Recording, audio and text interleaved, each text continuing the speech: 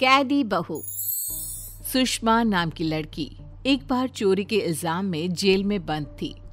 उसकी उम्र अभी सिर्फ 22 साल थी, लेकिन उसके सर पर किसी के घर चोरी करने का इल्जाम था। जेल में ही काम करने वाले दीपक को सुषमा से प्यार हो जाता है। देखो सुषमा, मैं तुमसे बहुत प्यार करता हूँ और तुमसे शादी भी करना चाहता हूँ। लेकिन दीपक, मैं तो यहाँ जेल में बंद हूँ, हमारी शादी कैसे होगी? 6 महीने के बाद जब तुम जेल से छूट जाओगी, हम शादी कर लेंगे।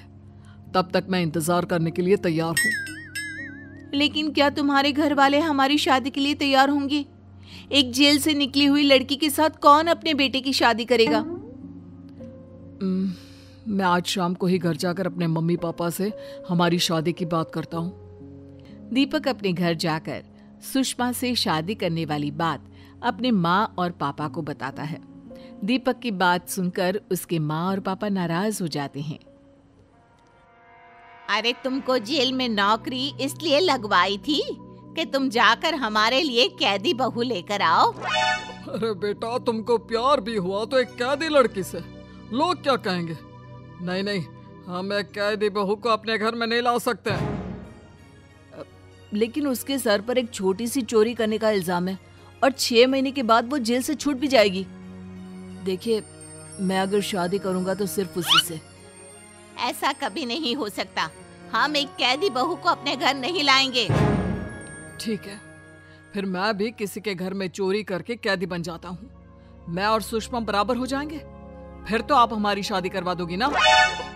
ये तुम क्या कह रहे हो बेटा? तुम क्यों चोर बनना चाहते हो? देखिए पापा, अगर आपने मेरी शादी सुषमा से नहीं करवाई तो मैं भी चोर बन जाऊंगा। अच्छा ठीक है, 6 महीने बाद हम तुम्हारी शादी इस लड़की से करवा देंगे। 6 महीने के बाद जब सुषमा जेल से छूटकर बाहर आती है तो दीपक की माँ और पापा सुषमा और दीपक की शादी कराने की तैयारी करते हैं। सुषमा मंडप में जेल वाले कपड़े पहनकर पहुंच जाती है। अरे सुषमा, तुम दुल्हन का जोड़ा पहनने की बजाय कैदी वाले कपड़े पहनकर क्यों आ गई? वो क्या है ना मम्मी जी, मुझे अब यही कपड़े अच्छे लगने लगे हैं। इतने समय से जेल में हूं ना, तो मुझे और कुछ अच्छा ही नहीं लगता। अरे रहने दो ना माँ, अगर उसको ये कपड़े अच्छे लगते हैं तो यही सही। ये सब क्या हो रहा है? मेरी कुछ समझ में नहीं आ रहा। पहले कैदी बहू और अब उसके कैदी कपड़े। हे भगवान! दीपक के मम्मी पापा अपनी कैदी बहू को घर लेकर आ जाते हैं।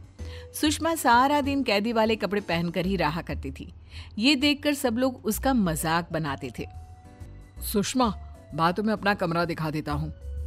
अरे ये कैसा कमरा है? यहाँ तो एसी लगा है, बेड है, दीवारें इतनी सुंदर है, और ये दरवाजा, ये तो लकड़ी का है। अरे सुषमा, तो कमरे तो ऐसे ही होते हैं ना। तुम बताओ, तुम्हें कुछ स्पेशल चाहिए क्या?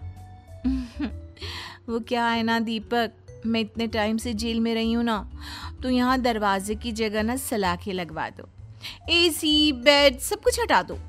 इसको ना बिल्कुल जेल की कोठरी के जैसा बना दो। मैंने तो पहले ही कहा था, घर में कैदी बहू लेकर आएगा तो यही सब होगा। देखो, तुम्हारी कैदी बीवी घर में नहीं जेल में रहना चाहती है। जेल में, इसे वहीं छोड़कर आ जाओ।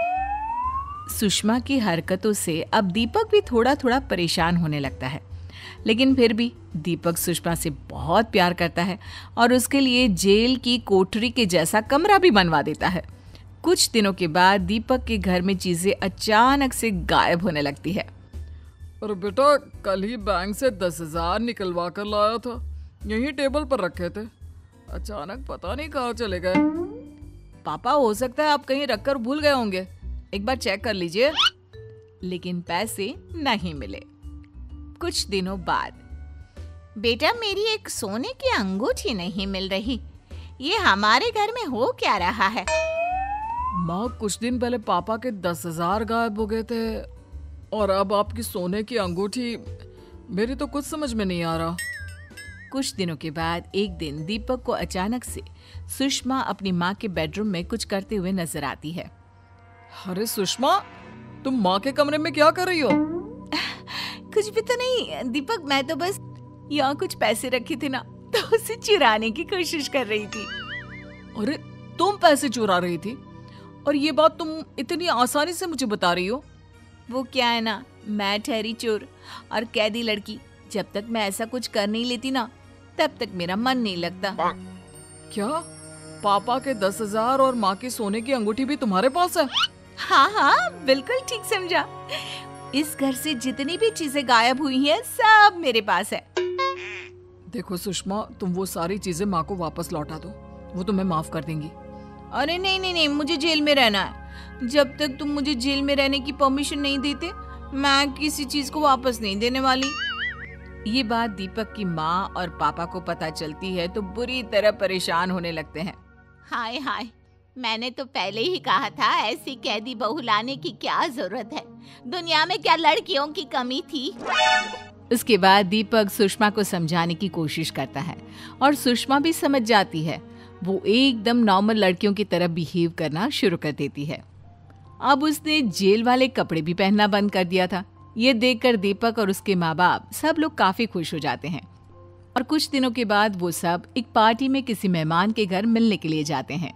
तभी पार्टी में शोर मच जाता है क्योंकि किसी औरत का एक छोटा सा बच्चा गायब हो जाता है। अरे मेरा बच्चा कहाँ गया? अभी अभी तो यहीं खेल रहा था, कहाँ गया मेरा छोटा सा बच्चा? चलो हम सब मिलकर आपके बच्चे को ढूंढने की कोशिश करते हैं, यहीं कहीं होगा। पार्टी में मौजूद सारे लोग उस छोटे से बच्चे को ढूंढने के लिए इधर उधर दौड़ते हैं। तभी एक कमरे के अंदर से उस बच्चे की रोने की आवाज आती है। सब मिलकर उस बच्चे को बाहर निकालते हैं। अरे बेटा, तुम यहाँ क्या कर रहे हो और तुम्हें यहाँ पर किसने बंद कर दिया? और ये क्या, मेरे बच्चे को एक जेल वाले कपड़े किसने पहना दिए? हो ना हो, ये जरूर तुम्हारी बीवी का कमाल है दीपक। अब जरा उसको बुलाकर पूछो कि उसने ऐसा क्यों किया। अरे बहू, तुमने इस बच्चे को कैदी वाले कपड़े पहनाकर इस कमरे में क्यों बंद कर दिया, बताओगी जरा? अरे इस बच्चे के हाथ से ना थोड़ा सा जूस मेरे कपड़ों पर गिर गया था, तो इसे सजा मिलनी चाहिए कि नहीं? तो मैंने सोचा कि मैं इसको पूरे तरीके से जेल वाले कपड़े पहनाकर कोठरी में बंद कर देती हूँ, ताकि उसे भी तो पता चले कि कैदी बनने में कितना मजा आता है। देखा बेटा, मैं सही कहती थी, कैदी बहू घर में लाओगे तो ये सब तो होगा ही। अब इसके अंदर का कैदी वापस बाहर आ गया है।